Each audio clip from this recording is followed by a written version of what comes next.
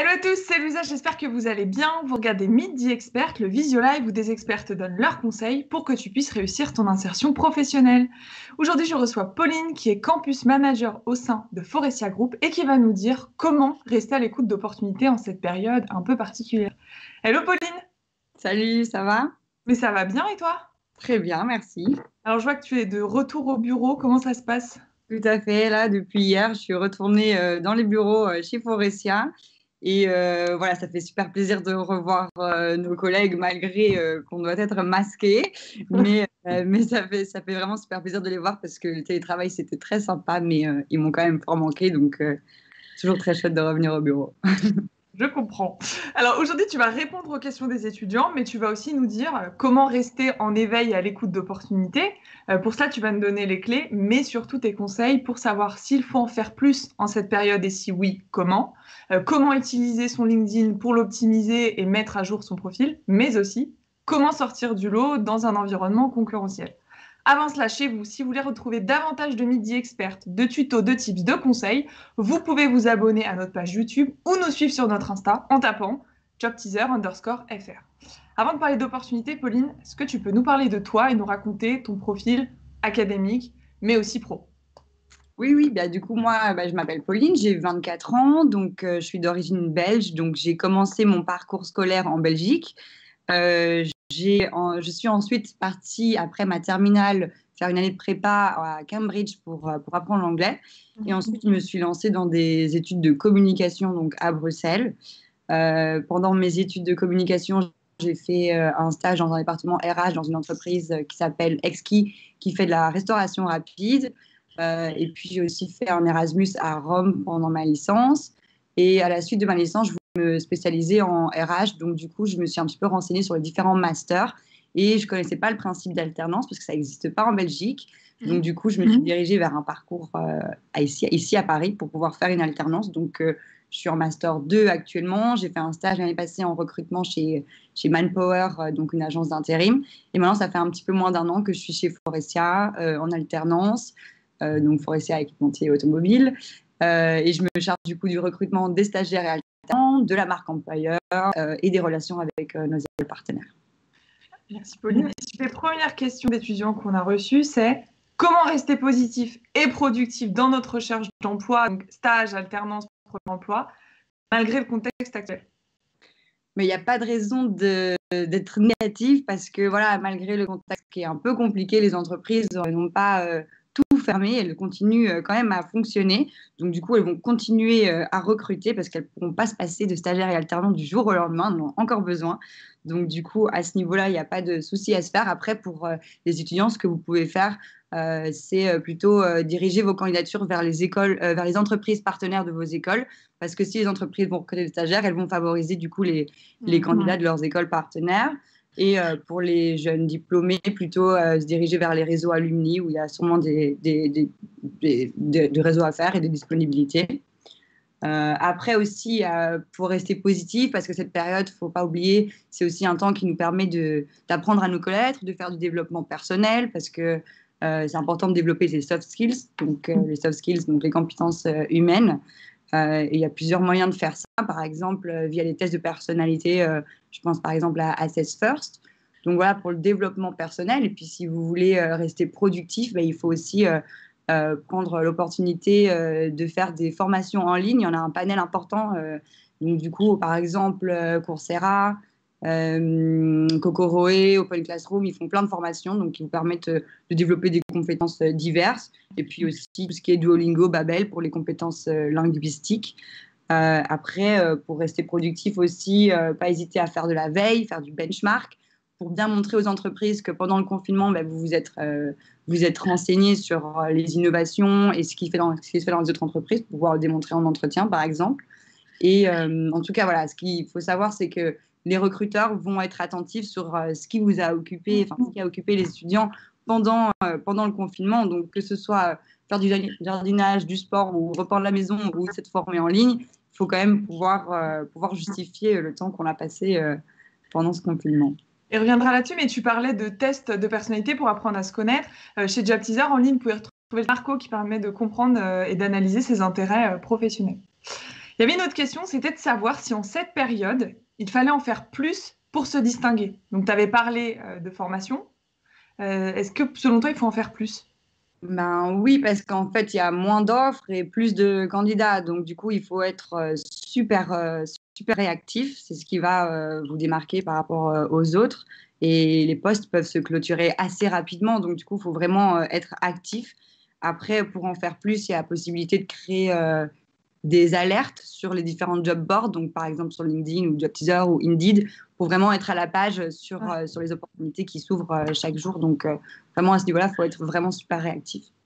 Et tu m'as dit, quand il y a des postes qui nous intéressent dans une entreprise, bien qu'on soit à la recherche d'emploi, ça sert à rien de postuler à Ouais. 10 postes différents, par exemple, dans une même boîte. C'est ça, parce qu'en fait, ça va être le même recruteur derrière. S'il voit que vous avez candidaté à 10 offres différentes, ça va décrédibiliser la candidature. Donc vraiment se focaliser sur les annonces qui vous correspondent réellement et qui vous motivent réellement. Et Ouais. alors, comment être sûr aujourd'hui qu'une entreprise recrute pour imaginer notamment une candidature spontanée? Bah, en fait, les entreprises qui recrutent, par exemple, je pense à l'agro ou au secteur IT ou à enfin, le secteur pharmaceutique, la santé. Tu vois, c'est des domaines qui se sont pas arrêtés pendant le confinement, donc ceux-là vont toujours être actifs. Après, un bon indicateur pour voir quelle entreprise recrute activement, c'est LinkedIn, parce qu'il vous permet de visualiser en fait les dates à laquelle les annonces ont été postées. Donc, du coup, comme ça, vous pouvez voir quelle entreprise est activement en recherche de candidats. Et selon toi, il y a plus puisque toi tu es en RH, de stages ou d'alternances qui sont disponibles? Ou c'est Alors, pareil? parce que on va favoriser majoritairement les stages. Les alternances, il y en aura toujours parce que c'est vraiment des profils qu'on a besoin en entreprise. Peut-être qu'il y en aura un petit peu moins, donc peut-être plutôt il y aura plus de stages à mon avis. Ouais. Ouais. Et pour être sûr qu'une entreprise recrute, est-ce qu'on peut contacter par exemple un ou une RH pour simplement poser la question, vous demander s'il y a des offres qui vont paraître ou qui ont déjà paru? Oui, bien sûr, ça peut montrer votre motivation. Après, c'est toujours mieux de postuler directement à une annonce plutôt que de contacter le RH. Mais par exemple, quand vous postulez à une annonce, si vous n'avez pas de retour de suite, alors là, n'hésitez pas à relancer Mm. le recruteur si vous avez accès à ses coordonnées LinkedIn ou par mail. Si vous pensez vraiment que vous correspondez à toutes les cases de l'annonce, alors n'hésitez pas à le relancer. Ça va lui permettre de voir votre motivation pour le poste. Et on peut relancer le ou la RH au bout de combien de temps selon toi? Je dirais 10 jours. Ouais, 10 jours, ça me paraît bien. Est-ce que tu recommandes dans cette période les candidatures spontanées? Oui, bien sûr, il faut en faire. Maintenant, vaut mieux attendre une annonce pour postuler. En tout cas, ouais. Est-ce que pour toi, bon, cette question, on la devine déjà, mais est-ce qu'il faut attendre que les entreprises nous contactent ou est-ce qu'il faut continuer de postuler? Non, il faut continuer de postuler. Après, comme je dis, bah, relancer après 10 jours si vous n'avez pas de retour. Mais il ne faut pas attendre que l'entreprise vous contacte. Comme je dis, il faut vraiment être actif et il faut chercher continuellement.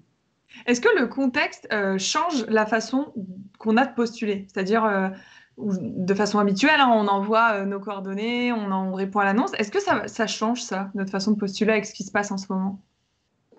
Non, je pense que on utilise toujours cette manière-là parce que c'est la plus efficace. Après, on peut toujours faire jouer son réseau, évidemment aussi, Mm. pour essayer de trouver des opportunités. Donc, par exemple, quand on se met sur des groupes de discussion sur LinkedIn ou quand on suit des webinars, contacter les formateurs. Après, il y a vraiment moyen de passer aussi Ouais.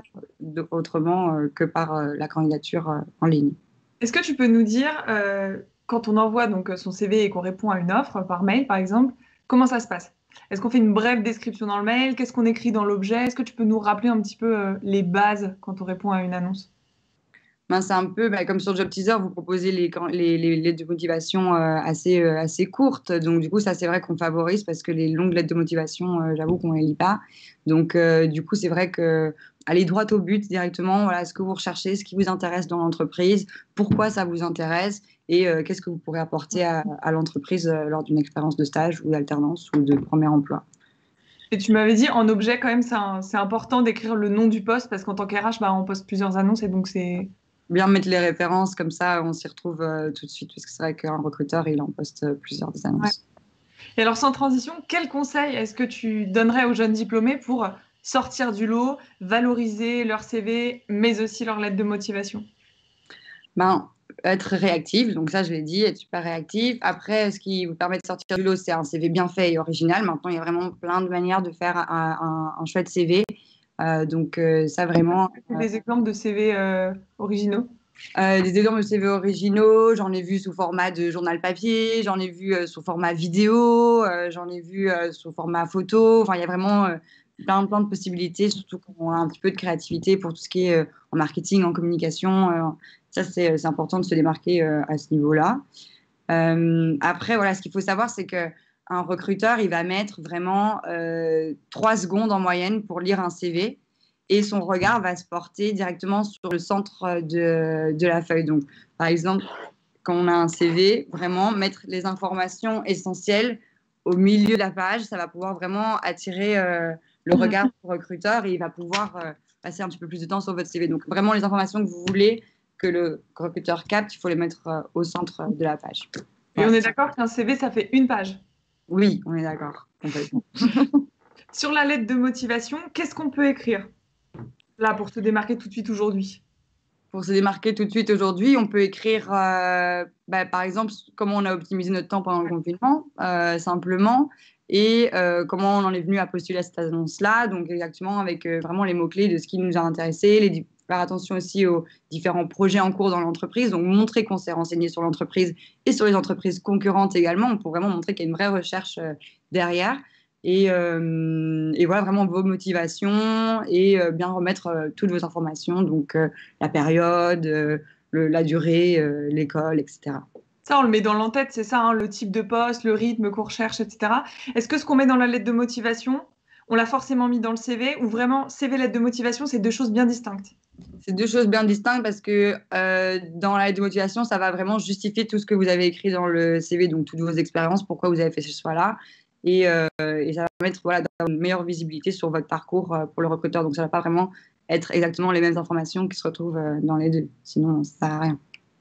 On parlait de comment se distinguer. Selon toi, là, en ce moment, est-ce qu'il est préférable de faire une année d'études supplémentaires tout en Euh, continuant de postuler ou faut vraiment se concentrer sur le poste sur lequel on a envie de bosser? Après, moi, je conseillerais à ceux qui peuvent de continuer avec une année d'études ou avec un stage. Parce qu'en fait, si vous faites une année d'études supplémentaire, vous allez vous retrouver en concurrence avec ceux qui terminent l'année d'après. Donc, Ouais. du coup, il va y avoir plus de concurrence vu que tous ceux qui se sont retrouvés dans ce cas-là feront une année d'études en plus. Ouais. Donc, il y aura encore plus de personnes sur le marché. Donc, ce que vous conseillerez, c'est anticiper et faire plus ou moins 6 mois de stage pour vous retrouver en janvier, février à l'écoute du marché. Et là, vous allez être avant la vague de septembre. Et voilà, après, c'est vraiment comme vous le sentez. Après, les jeunes diplômés, ils mettent en moyenne 6 mois, 1 an pour trouver un stage. Donc, pourquoi pas trouver un premier emploi? Donc, pourquoi pas faire un stage en attendant et vous spécialiser dans un domaine spécifique parce que les entreprises, maintenant, elles se réinventent un peu. Elles auront de nouveaux besoins et donc, il faut avoir des nouvelles compétences. Donc, pourquoi pas essayer de trouver un stage qui puisse répondre aux compétences futures des entreprises. Donc, Ça peut aussi être faire un graduate programme. par exemple, il y a plein de gradués de programme, je pense notamment à Carrefour, Eiffage, ils en font pas mal pour des emplois spécifiques. Et pour les jeunes diplômés, ça peut vraiment être un accélérateur de carrière, bien sûr. Ou les VIE. Tu disais, si les étudiants ont l'opportunité de reprendre leurs études, bah why not, pourquoi pas? Euh, Parce qu'en fait, les experts le remportent toujours sur les généralistes. C'est ça, en fait, après les crises, c'est en général, on va chercher l'expertise plutôt que les personnes avec un profil plus généraliste. Donc, du coup, c'est vrai que se spécialiser dans un sujet, ça va être important, mais c'est pour ça que ce sujet-là, il faut l'avoir bien réfléchi. Et c'est voilà, en réfléchissant et en analysant, il faut adapter vraiment un esprit analytique en ce moment pour voir qu'est-ce qui va pouvoir répondre aux entreprises. Oui, c'est sûr que à devenir expert, c'est une bonne chose, c'est un atout. C'est un bon moyen. Toujours sur comment optimiser son profil. Forcément, on pense à LinkedIn parce qu'on pense à l'avenir pro. Quel statut indiquer sur LinkedIn? Et il y a un étudiant qui nous demandait, j'ai entendu dire que le statut en recherche active ne faisait pas forcément bonne impression. Alors qu'en est-il?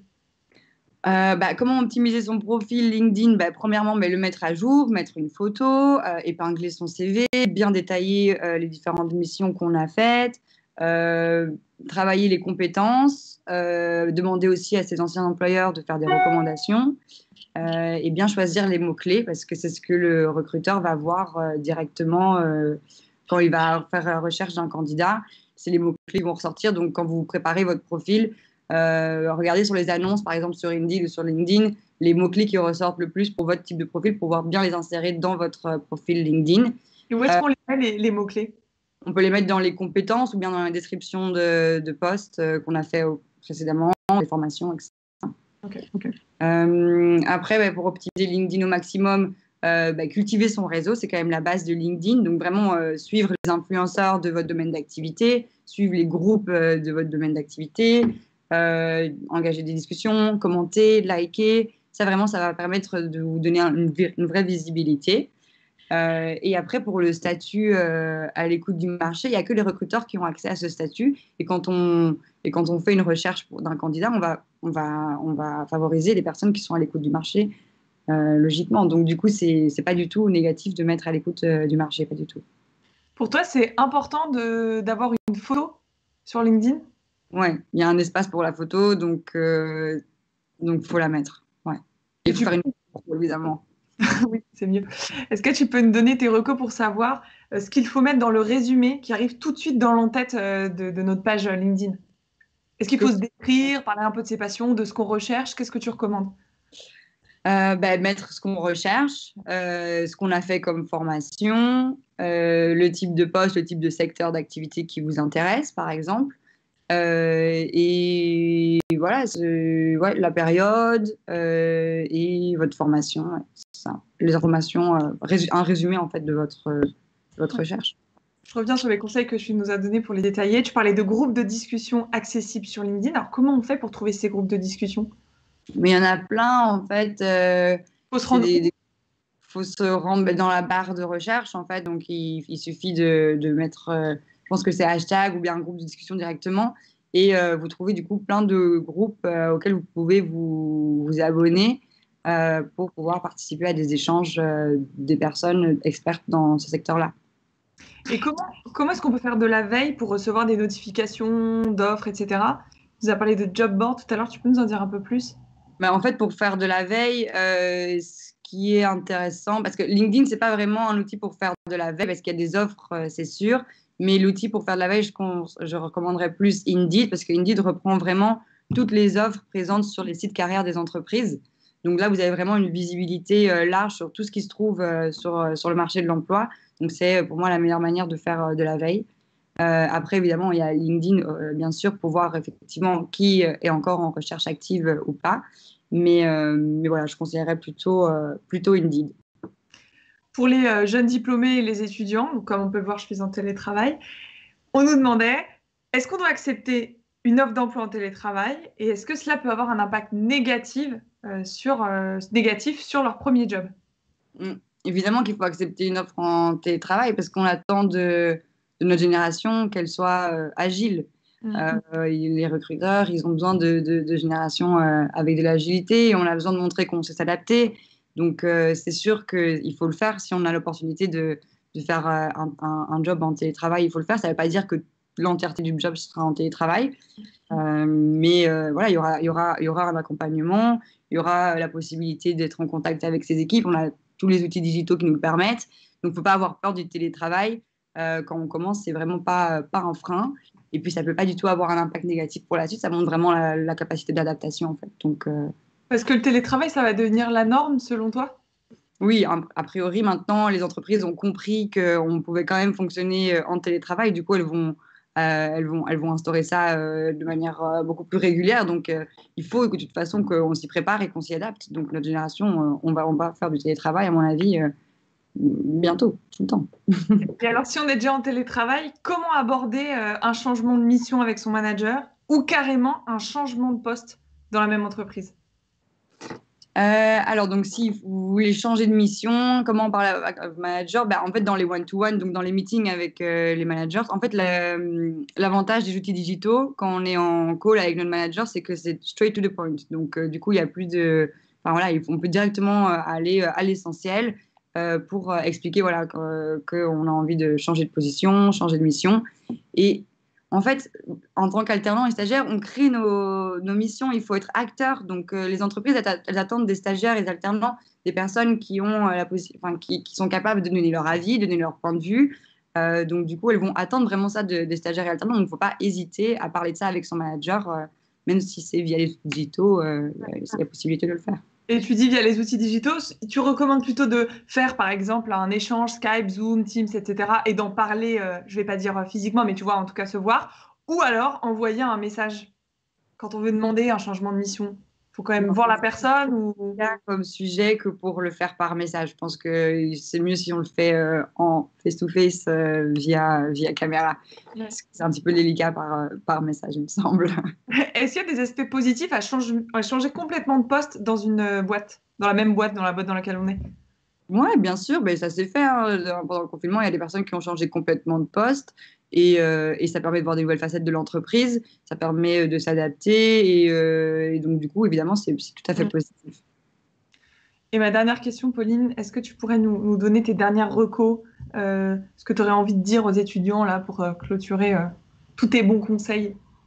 Oui, alors donc moi, je vous dirais que cette période de confinement, c'est une période qui nous permet de monter en compétences, que ce soit pro ou perso, il faut en profiter, développement personnel ou formation, ou etc. C'est une période qui nous est offerte pour ça.